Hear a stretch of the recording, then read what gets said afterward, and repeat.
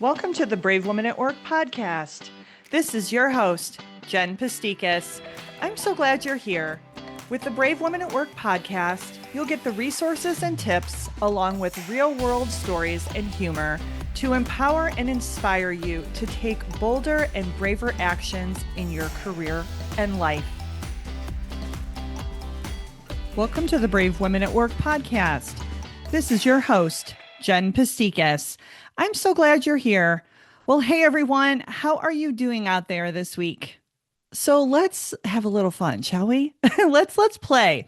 So let's shut our eyes. I've never started a podcast this way, and I just want you to play with me. Go ahead and shut them if you are not driving. We want to make sure you're safe. So shut those eyes and take a deep breath and let it all out. I want you to go back, way back, and imagine yourself as a kid. When you thought of your future self, what did you envision? What were you doing? Who were you with? Were you alone? Or did you have a big family? Were you in a house or in an apartment? Were you in the US or in another country or wherever you were? Where were you? Tap into that moment. Tap into that memory. I want you to just stay there for just a couple seconds. And then we're going to take a breath together and you're going to open your eyes. So just take a couple seconds. And then we're going to open our eyes together. So keep that picture in your mind's eye. Think about what you thought about. I would love if we were all just in the big coffee chat. Wouldn't that be fun? Maybe we should do this as a Zoom call sometime. So think about where you were as a child and think about where you are now. So where are you now? Are you on your way to fulfilling that original dream or that original vision that you had as a child? Or has it morphed over time? And that's okay if it has, but has it morphed over time?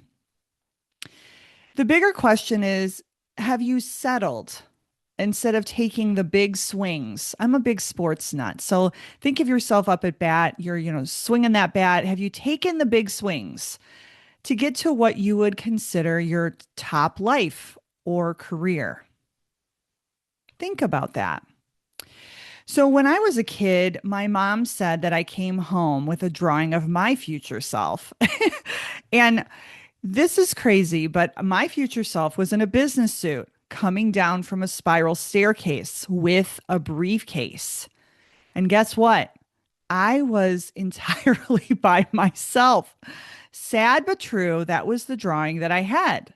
And you're probably thinking like, what? Who am I listening to? Who is this podcaster? Now, the beautiful thing is my original vision has morphed. I'm not alone. I have my loving and supportive husband, John, and my daughters, Charlotte and Olivia. They're by my side. They're with me. But my career vision wasn't too far off.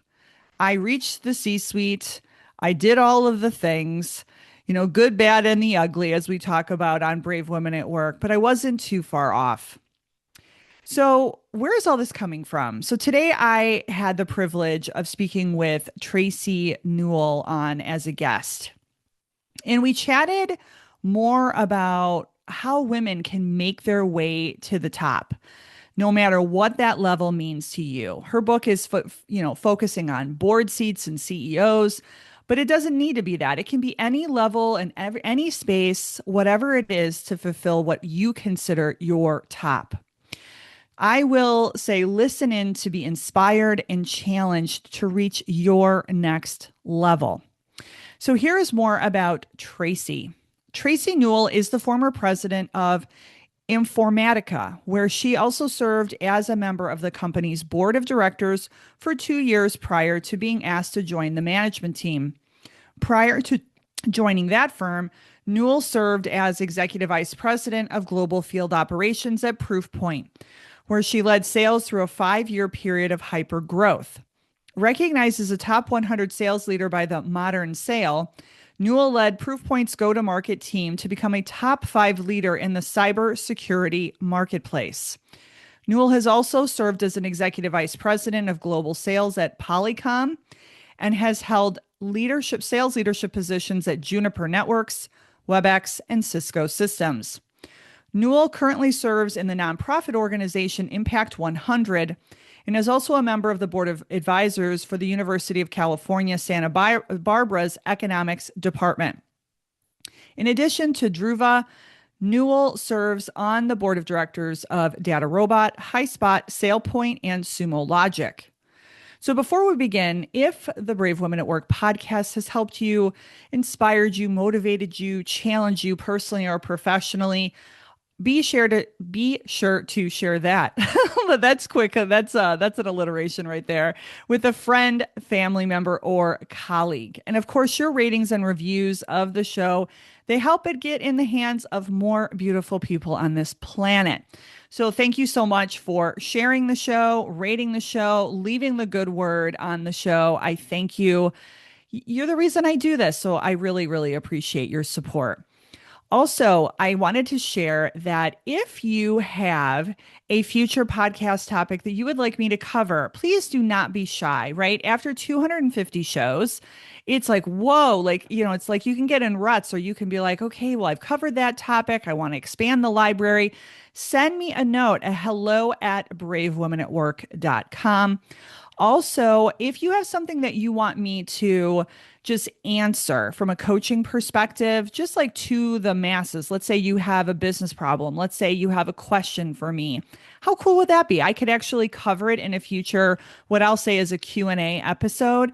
So again, email me at hello@bravewomenatwork.com if you would like me to share one of your business problems, not mentioning any specifics or particulars, but just answering your question.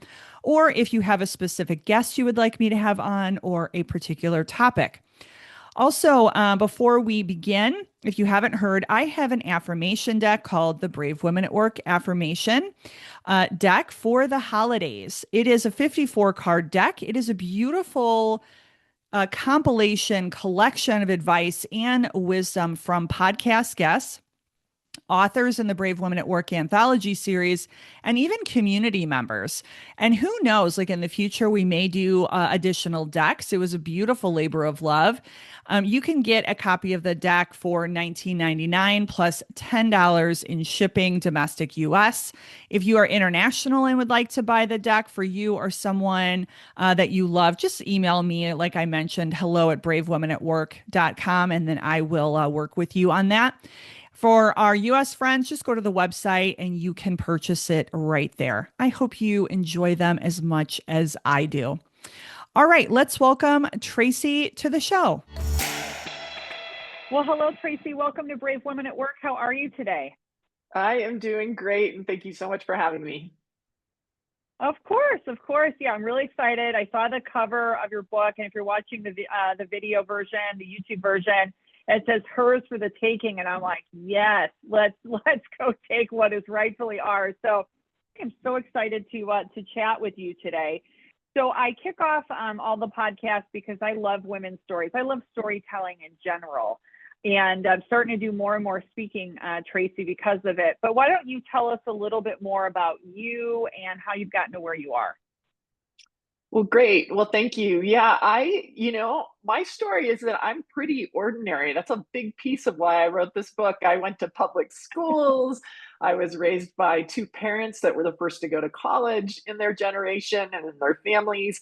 And they just taught me early in life that you can have anything that you want as long as you're willing to work really, really hard for it. And so I wrote this book because I'd never met anyone that had run a company or helped run one. I thought people that ran companies were born that way. And I'm here to tell you none of those things are true. And so I've had a really good, I grew up in tech and spent 30 years working with some pretty great companies and ended up running sales and customer success and marketing. And now I do board work.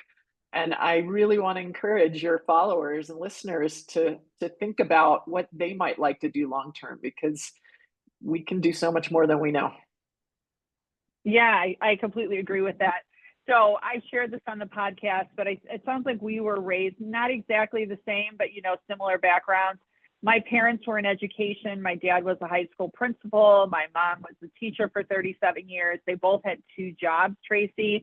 I saw a lot of hard work. And then when we were kids, my dad wrote, he was, I think, visionary at the time. He wrote on a cocktail, like not like a restaurant napkin, not a cocktail napkin, but a restaurant one, said, all right, kids, like my brother and I, he's like, do you guys want to work at McDonald's? No offense, McDonald's, or do you want to eventually run a family business? And we're like, it's like, choose the right answer. So we chose a family business, and it actually was a lawn service that my brother, after my dad's passing, took to well over 200 lawns a week. And he bought his first home. He bought his home with that as a down deposit. I love that. Yeah. And I was raised the same way. If you want something, then figure it out, because there's always a path and it's not always linear, but you can do so much more than you really think you can. And it starts with having someone tell you that, like your dad did for you. Yeah. I mean, it's a really beautiful gift that he gave us. So you have the book right next to you. So Hers for the Taking, Your Path to the C-Suite and Beyond. So what do you want your readers to take away from it? Yeah. So I've been doing diversity work for over 25 years. It's actually longer than that. I just don't like to age myself more than that. And I wrote the book because we have not made enough progress. So as of 2023, the largest 3,000 companies in the US, if you looked at the top 5 jobs, it's called named executive officers, but the officers of the company, less than 17% of those people are women. So we need to get more women thinking about executive roles. And to have that happen, we need more pipeline. And so I really want to encourage the readers to think bigger earlier in your career about what you'd really like to achieve, and like your dad said to you, that could be starting your own company. That's a great goal. Or maybe it's that you want to, be at the top of your field. If you're in finance, why can't you be the CFO? If you're in sales, why can't you be the chief revenue officer or the head of sales? But I call it playing the long game, because you have to start thinking those thoughts earlier in your career, your 20s, your 30s, early 40s, so that you can get the experiences along the way to land in that big idea and that big dream 10 or 15 years from now.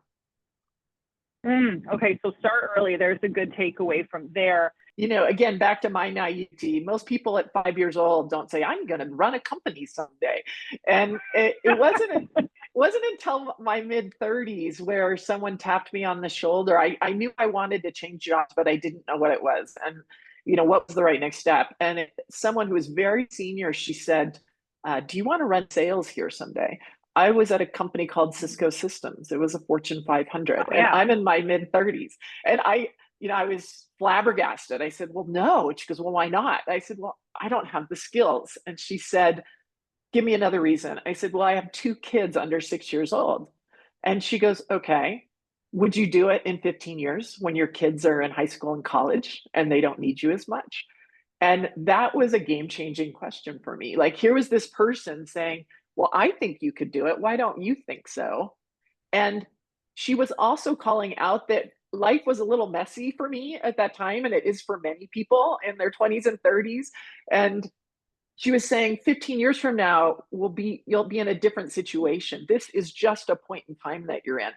And her follow-up was, if you're open to it, then get the right experiences over the next 10 to 15 years so that you can take that job. And that's exactly what happened. Is I thought, well, maybe I want to do that. And I made career decisions along the way that if it got me a little closer to the big job down the road, then I would say yes to that job. If it didn't, then I would say no. But this idea of playing the long game was a game changer for me. Okay, so that's really good information. So playing the long game, planting the seed. That person was that person a mentor or sponsor, or just like an angel that flew down and just like pushed you? She was actually a very senior executive in the company. I do refer to her as a mentor. And Okay. and uh, I think that's a question I get all the time. How do you get mentors? I just asked her, I said, "Hey, I need career advice. Can I get 20 minutes with Totally. you?" That's all I did. And she said, "Yeah, I've got 20 minutes." And that's all that happened. And that's how that conversation came about. But it was a game-changing conversation. And I've had quite a few of those through the years with mentors that just had more experience than I did, that really gave me guidance when I needed it. It's really sad. So again, I come from humble upbringings. I'm sure you feel similarly. But even before I reached the C-suite, if you asked me how many women in your organization or how many women outside of your organization have reached out to you for mentorship or support, I'm holding out the big zero right here. So now everyone, I'm not challenging you to actually go and invite me to every meeting or every mentor meeting, but it's sad to me because I think women are kind of afraid to just ask those big questions. I mean, what was the worst case scenario? That woman would have said no to you, but you still asked.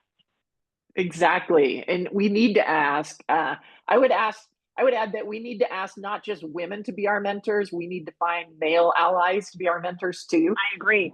If 87% of the people running those big 3,000 companies are men, we need male mentors, and they will give us different advice because they think, they process differently. And some of the men in my life, they just had huge impact on my career based upon their feedback. So yeah, we need both, but we do need to ask. I think women also don't ask just because we're so busy, and yet taking time out, you're spending so much time on your job. Why wouldn't you invest in yourself and just once a month call somebody and say, "I need some help. Can you give me some advice?" Exactly. So we've been talking about reasons why women probably aren't getting to advancement or even to the C-suite fast enough. Is there anything else that we haven't hit on that you touch on the book that would be stopping us from getting to that place or those spaces? Well, I don't know if we have enough time to cover all of the things that hold Yeah. women back. We start as 51% of the workforce. We know that, and yet we drop out at every step along the way. Imposter syndrome is real, but I think the Yes. biggest one for me is, we need to learn to tell ourselves different stories. I speak to a half a dozen women every month that they start the conversation with, "I've turned down so many promotions." And I did that again. I'm in my mid-30s. My boss comes in, he's so excited, and he says, "I put you up for a promotion." And I stopped and immediately replied, "Oh, no, no, it's okay. I'm good. I like working for you." Now, this was a promotion running $1 billion business. Like, what's wrong Oh with my me? goodness. Who does that? Why did I do that? In my head, telling a story, if I take this job, I will never see my children again. And Jen, I challenge you and any of your followers to show me a job rec that says, if you take this job, you can never see your children again. Like, it's not a thing, right? But it was so real in Right. my head. And I finally did take the job 2 to 3 years later. And guess what? I had more control. I got to decide if I traveled. I got to decide if the meeting was important or whether to delegate. All those stories I was telling myself were wrong. And so, I really want to encourage more women, learn to tell yourself different stories. Like, why can't we tell ourselves stories like, "Hey, if I take that job, I'm going to crush it. If I take that job, I could provide for my family in a new way. If I take that job, think of how many people I could help. I could make a bigger impact." And we just need to learn to tell different stories. Oh, that is so good. I'm going to be putting that in in lights and social media and quoting you because I think I'm thinking of the movie Monsters Inc. Now I have a 7-year-old, so I'm still in Monsters Inc. world. But you're watching that movie and that with Billy Crystal and John Goodman, and they're just the cutest little monsters, right? But it's like those are the monsters that we put under our bed or in our minds, right? Then we go look and we get the flashlight and we go look at that story and we're like, no, that's not true. Like, no, that's not real, right? So I think that's a beautiful way to frame it, as telling ourselves different stories. So were you taught, just curious, to tell were you taught, or is that something you learned? Because I think that this is a universal truth, is that men and women are all telling ourselves the story, like so much of it, what's going in our mind is not real. It's not reality. So did you just learn over time? Because that's a beautiful skill that you learn to tell yourself new stories.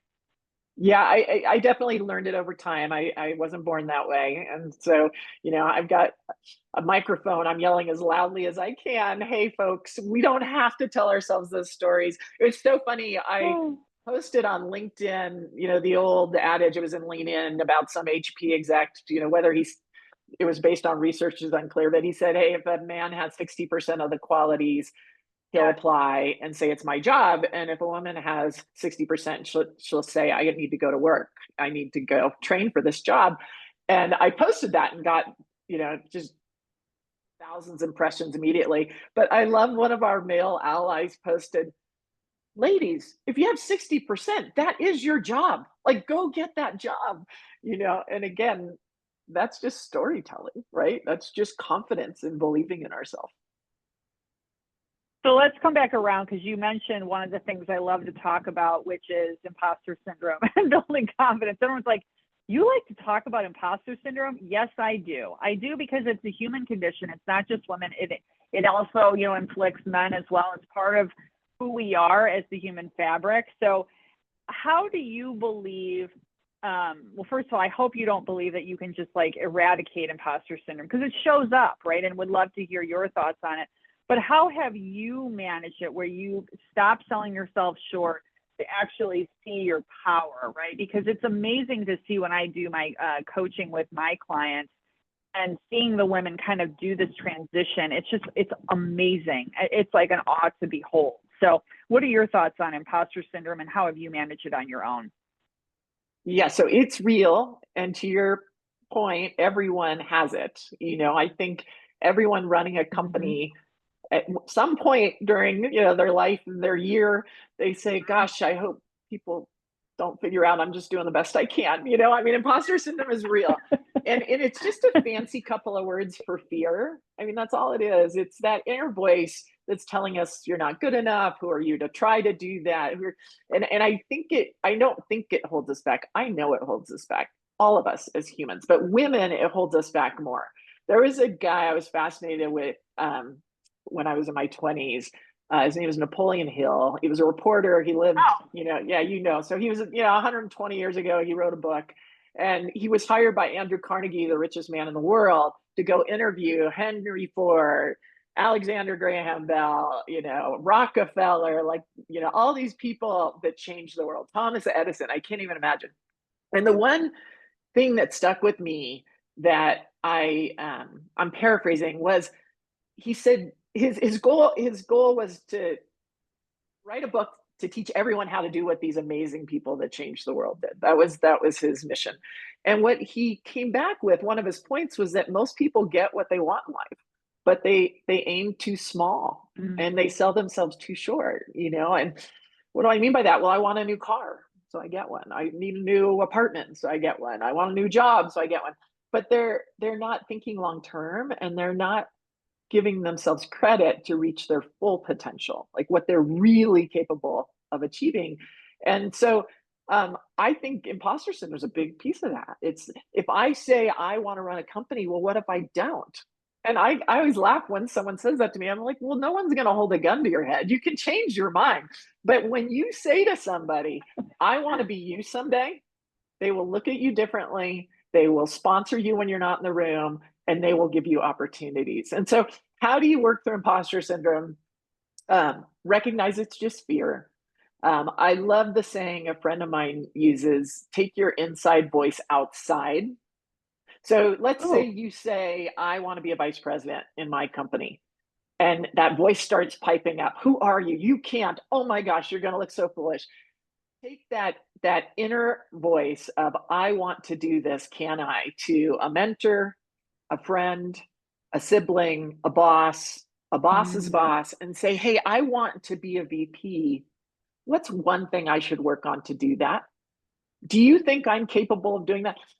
Our friends and our people will Mm. lift us up all day long, and we are so much crueler to ourselves than we would be to our worst enemy. So take the inside voice of what you want. Once you have that big idea, take it outside to a few people that you trust, and they will help you. And then we talked about telling ourselves different stories. The third idea that works for me is I just get moving.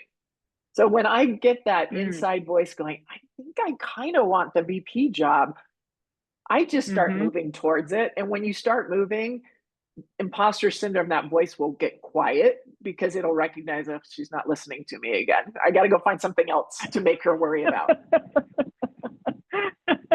Okay, so I heard get moving. I heard like tap into your network, right?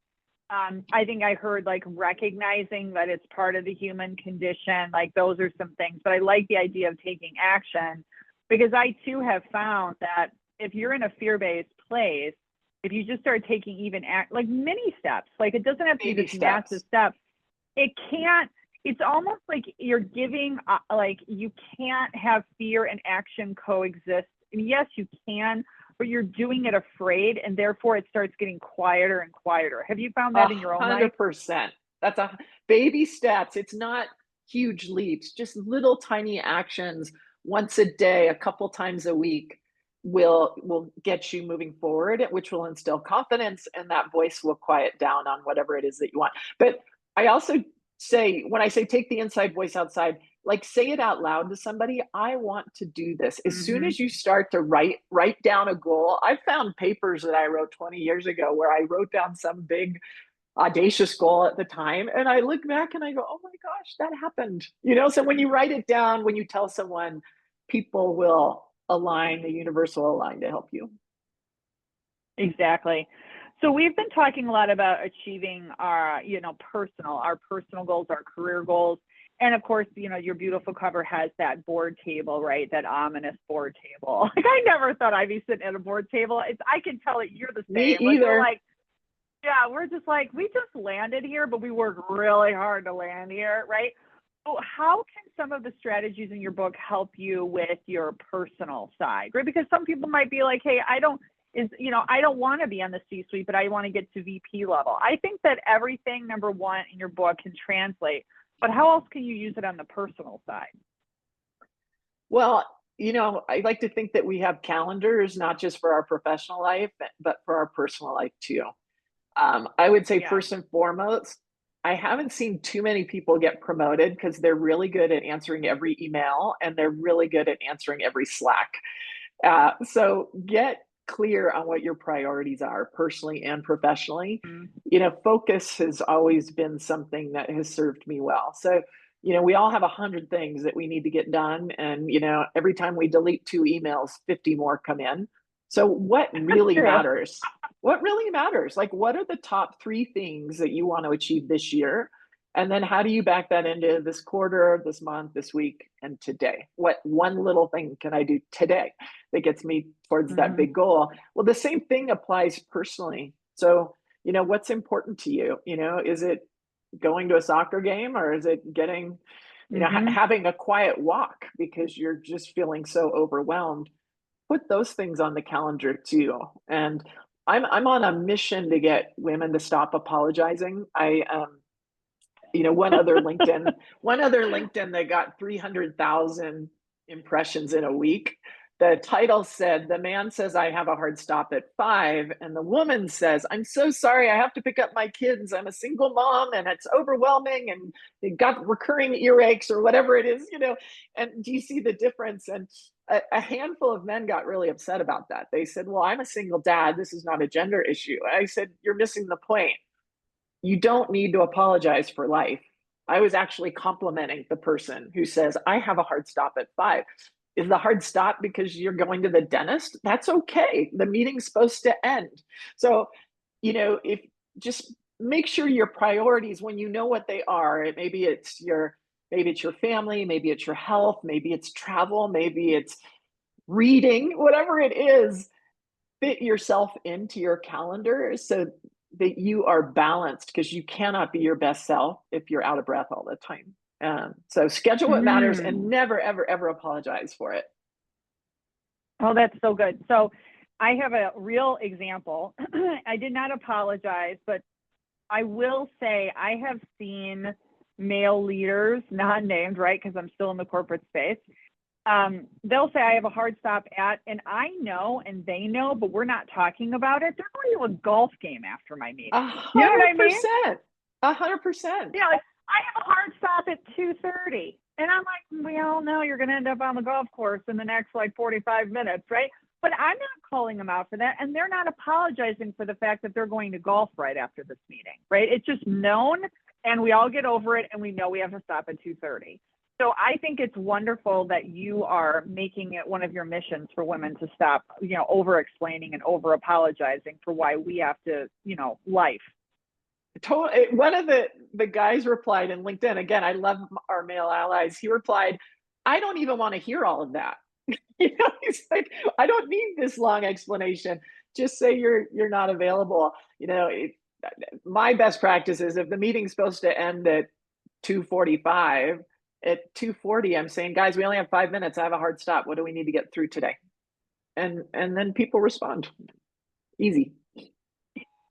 Yeah, and the other thing that I will in promotion of and support of getting to higher levels of leadership, because I will say this is a privileged place to be. So I'll give you an example for our moms or caregivers out there. Not everyone has this flexibility. I'm hoping even post-COVID, we're still at least a little there. Give you an example, real world for me. Last Friday, my daughter had a camp, talent show, whatever, my 7-year-old. And she does the whole guilt trip thing for me, Tracy, and she's just like, well, I know you're going to be on calls and you can't come. And, and then she's like, can I do this for you in the kitchen? Because I know you can't be there. And I'm feeling so guilt ridden, which is where we're going next. And I'm like, oh my God, in my mind, I know I have all these meetings, this wall of meeting. And I was like, you know what? I call the shots, and I'm going to cancel all these meetings so I can surprise her and I can reroute it to kind of call her on her bluff a little bit and to give her the biggest hug and be present for her. And I did that, and it was the best. It was like a 15-minute detour plus, getting there to and fro, but it made all the difference. And I couldn't do that if I wouldn't be in the level I'm in, if that makes sense. And so I'm encouraging women, like you said, you think you're not going to have time, but you just have more power to make those decisions so that you do make pockets of time. Does that make sense to you? 100%. I was at an event last week, and 2 women came up with tears in their eyes, and they said, I thought I had to choose between my family and my career, and you just told me I don't. And that's 100% true. And I love that story that you just shared. The higher up you go in your career, the more opportunity you have to choose what's most important. Sometimes it's work-life integration. And sometimes work needs more than 50%, and sometimes life does. And so you have to pick your battles and be clear on your priorities. But I do want to there's one other story that you made me think of. I love that story about your little girl, as it relates to guilt. And I was in, guilt it serves no one well, is my main headline. And I was in Arizona, and I went up to a friend of mine on a work trip, and I said, hey, how you doing? And she said, I'm okay, but I miss Max. Max was 6. And I said, oh, I know, it's so hard. I miss my girls too. And she said, we're still talking, and our boss, who's very senior, says, I don't understand the problem. What's the problem? And I said, you're a man, you don't understand. We feel guilty. We want to be at home. We want to be at work. We want to be perfect. And he said, I still don't understand. I have 3 girls, 4 kids that I'm providing for them. They're going to grow up and see that they can be me someday, and they're going to have to work too, and on and on. And so this conversation just went nowhere. And I kept thinking about it for 2 days. And I was questioning why does he feel okay and I feel so bad? And it hit me like a load of bricks, choosing to feel guilty. Like I was making a conscious decision to feel bad. So fast forward to your point on your daughter, my 5-year-old's in the back of the car, and she says, how come you don't make the brownies, and you don't come to kindergarten, and you don't do this and you don't do that? And it would have crushed me. But I remembered that conversation, and I said, well, there's moms that stay at home, and that's a great job. And there's moms that work outside the home, and that's me. And I have an important job, and I'm good at my job. I like it. And as a result, we have a house, and we can pay our bills, and we can do fun things sometimes. And again, forgot about it. And the next week, I hear my little 5-year-old with 2 more 5-year-olds, and she says, "Well, my mom's got a big job and she's really good at her job." And smiled and went, "Just want us to be happy. They don't want us to feel bad. So kick guilt to the side. It's just not serving you or your people." Yes, I think that resounding yes. My daughter has asked me the brownies question as well. Like, how come you're not on the PTA? How come you're not this, that, and the whole deal, right? That's what she's asked.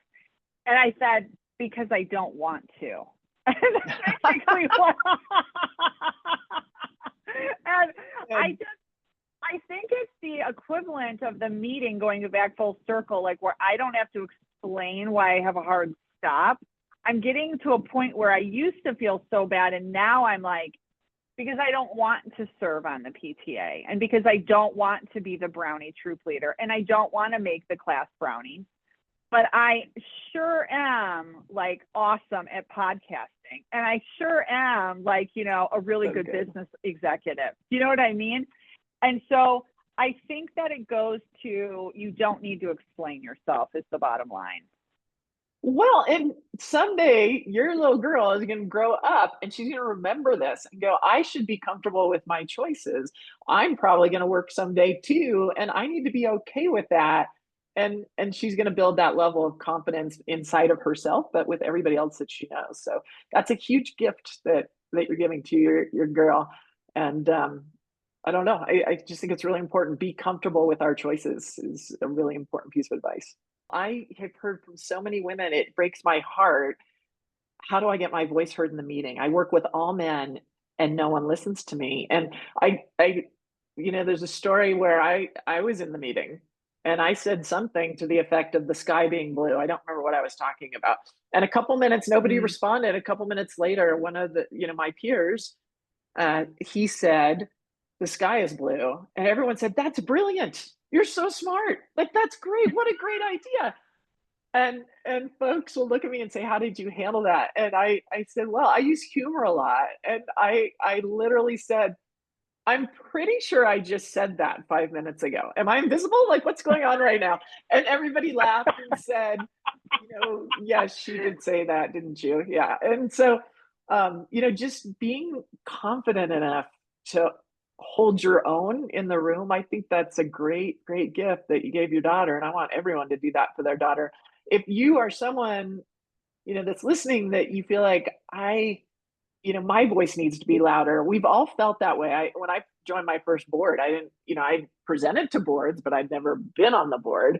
And I asked a girlfriend, "What should I do at my first board meeting?" And she said, "You know what? Make one good comment and have one great question. That's all you need to do." And that was really good advice. But I think that could be for anyone. If you're feeling like your voice isn't loud enough, the next time you go into a meeting, be prepared, do your homework, be ready to say one great comment and observation and ask a great question. And you can also get your allies in that room. Like, if you feel like folks aren't listening to you, pull somebody aside and go, "What am I doing wrong? Like, what should I do differently?" And Mm. if I get Hmm. overlooked, can you like maybe step in for me next time and say, "I want to go back to what Tracy just said," right? Because your allies will do that for Mm. you. So, but yeah, we all need to make our voices a little bit louder so that people need to hear what you got to say. So on the board comment, because we haven't talked about, I have a colleague, I'll give her a shout out, Natalie Benamu, of her C-suite. She also does an entire program on being board ready or board readiness for female leaders. And I was just wondering, we've never talked about it on Brave Women at Work. So when would you say it's a good time to think about being on a board? Just because we've never covered it on this podcast before.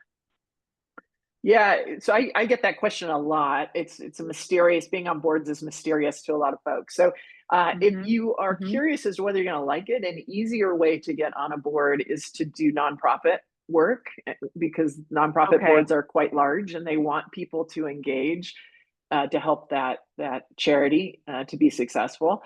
But to do for-profit board work, you do need to get a C in your title, which is why I'm asking more women to think about this when they still have time to get the experiences to get into the C-suite.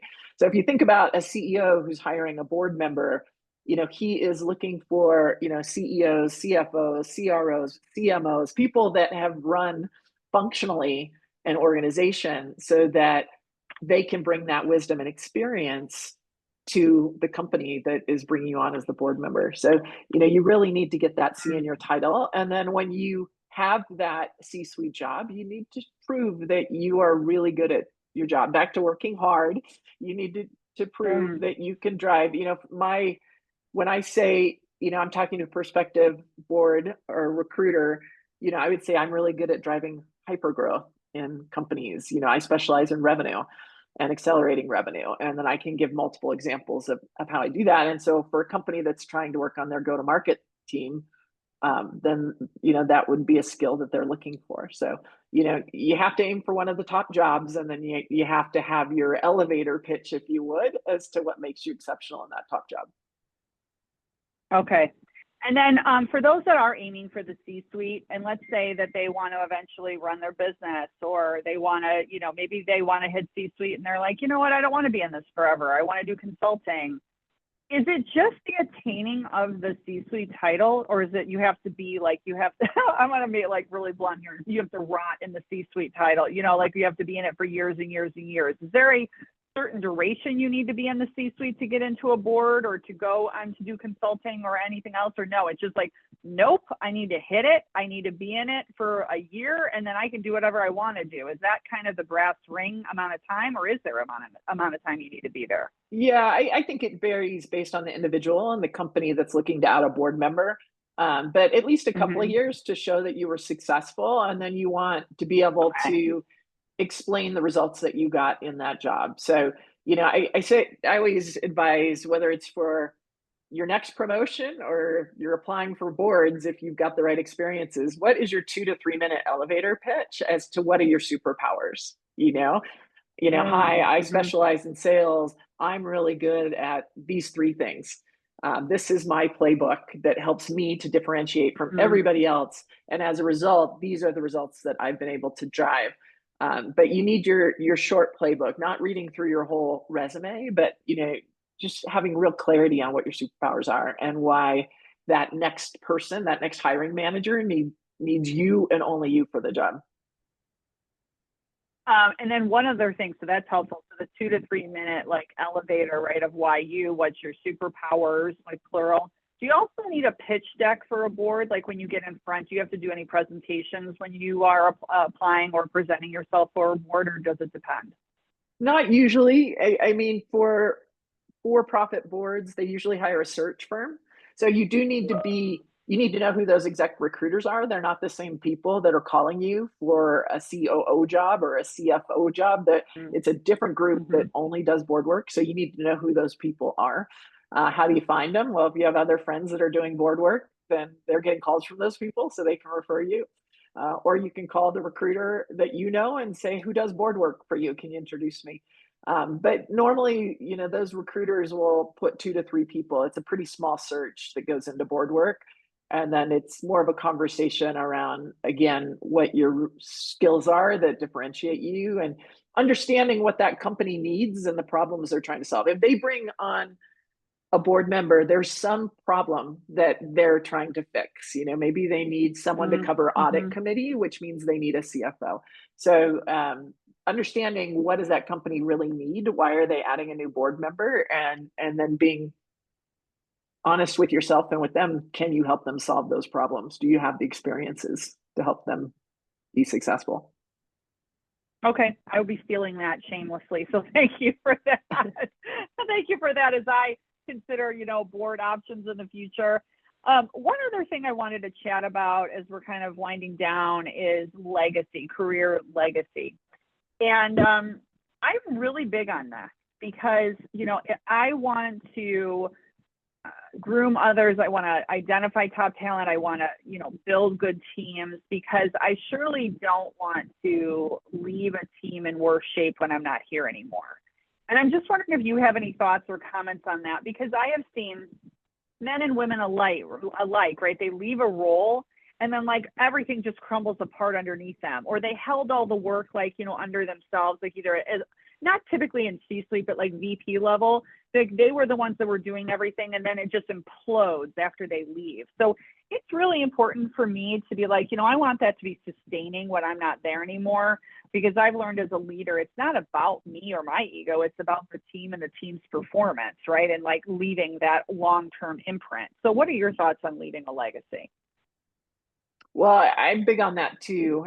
There's kind of three big ideas in the taking. The first is to inspire more women to think bigger and broader. Check. Um, 50% of the book is just how do you break away from the pack, like common skills to help you differentiate from everybody else. And then the last piece of the book I called Success to Significance, and it's all about legacy. You know, like what do you want to be known for? And you know, I really want to encourage your followers to be thoughtful about that. We only get one shot in life, and you know, our career is a big part of our life. It's not the only piece. It can't be our identity, because someday we're going to retire or go do consulting, as you said. Yeah, But what do you want your legacy to be? So, you know, I wanted my legacy to be that I'd accomplished enough as an operator that people would want me on their board. So that's a piece of my legacy. So results fall into that. But just making sure that you are hiring, you know, the adage, I'm sure you're tired of it, I am too, but the A players hire A players. It's so true. So how do you leave a really strong legacy so that you can elegantly and seamlessly move to your next transition, whatever that might be, new job, retirement, board work, what have you? sure. You have to hire exceptional people, and then you have to make sure you wake up every day. I tried to wake up every day really focused on making my team successful. You know, if you believe, American Express used to say 98% of people are hardworking and honest. So deal with the 2% that aren't separately. Um, I believe that most employees, I haven't met one that joins a company and says, I'd like to fail today. So I am a big believer that our job, our team successful.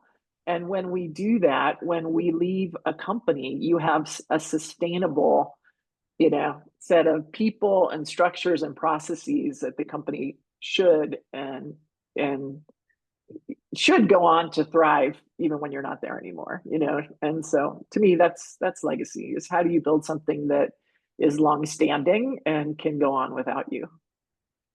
Yes, exactly. I completely agree with that. So I know you'll love this question, but what are 1 to 2 ways that women can be braver at work?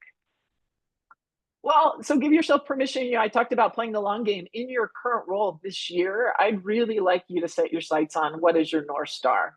What's the one thing that if you allowed yourself to dream big, you gave yourself the courage, you know, kicked fear to the side, what's the one thing you would want to accomplish that you would just be high-fiving your friends, you'd be high-fiving your boss?